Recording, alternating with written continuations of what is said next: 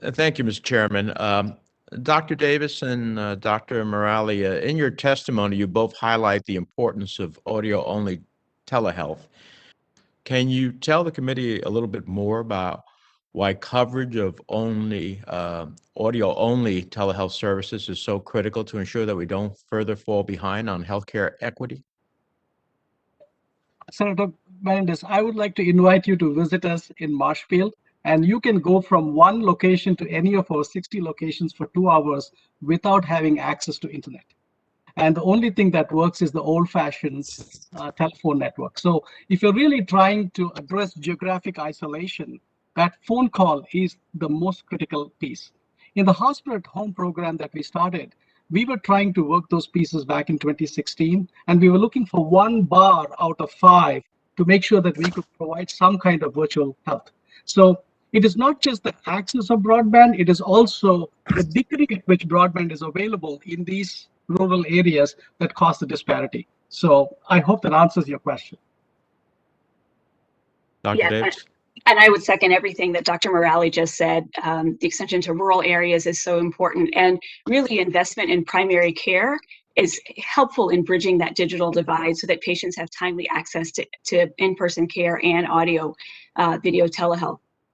But the audio only is really just essential for getting past some of those barriers, and we don't want to create a two-tiered system, so that we need to make sure that payment is adequate to support the flexibility and modalities of care. Thank you. Dr. Dechary, building on the previous question, the COVID-19 pandemic did not create inequity in our healthcare system. Inequity is, in fact, a hallmark of American healthcare. What role can telehealth play in addressing longstanding health disparities in our healthcare system? Yeah, I mean, I witnessed this firsthand in my home-based primary care program, where, again, most patients didn't own a cell phone and had no ability to do any video visits. And we, like Dr. Morali mentioned, we did everything by telephone those first couple months.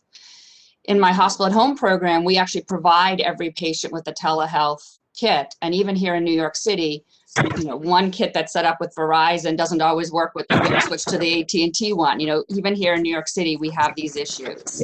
So to be able to provide care for patients in their home, we need to think through these things and make sure we have all options available.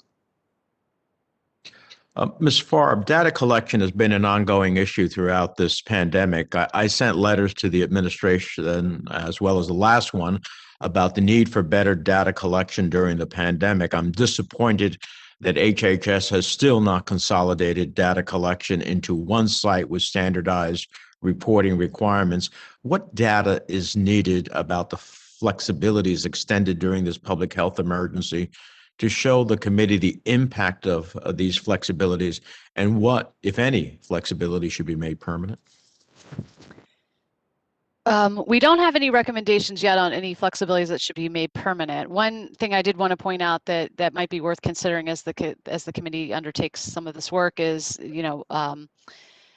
ensuring that some of the program requirements between both Medicare and Medicaid, looking at how well they align and what are some of the differences, because I think the providers on the panel would probably agree that having two very different sort of sets of rules around how telehealth works can be difficult for them to operate in that environment where they're dealing with that. As far as data collection goes, yes, we've made a number of recommendations during the pandemic around providing better data, as well as ensuring that the data are contained in a site that's publicly accessible on cases, hospitalizations, et cetera. For flexibilities, I think what we don't have is some of the information we need about differences between different telehealth modalities and some of the patient information and demographics that we need, and the sites of care, so that we can look at quality and other things that would be important to measure. Thank you. Finally, Mr. Chairman, I know we're all committed to building back a stronger health system, ensuring our nation's ready for the next pandemic, and dealing with the inequities in our system. But if we're going to do that, I think one of the most effective and informed ways that we can come together on a nonpartisan basis is to conduct a thorough examination of the United States COVID-19 response, what went right, what went wrong, how we can do it better. That's why We have a bipartisan, bicameral National Coronavirus Commission CARE Act that my friend and colleague Susan Collins has joined me on. I appreciate your support as well, Mr. Chairman, as well as with Senator Brown and Senator Kane. And the House has Representatives Malinowski and Diaz-Balart on a bipartisan basis leading an effort. And I hope we can get that, because I think that would provide us a unvarnished and fair process of understanding what went right, what went wrong. Thank you very much. We'll be supporting you. Thank you. Senator